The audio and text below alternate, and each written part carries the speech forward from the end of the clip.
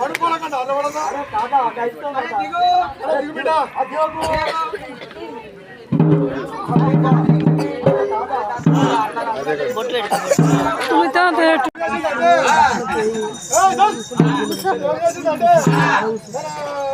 Police పడ్డాలకు పిల్లడు పుట్టిండు. అరే కాదురా బే, ఇప్పుడు పిల్లలు పడగలు చేస్తాము. ఎక్కడ కొత్త కుటుంబాలకు ఏముండే గొర్రెలు ఉండే అయితే అప్పుడు పైసలు లేకుండే.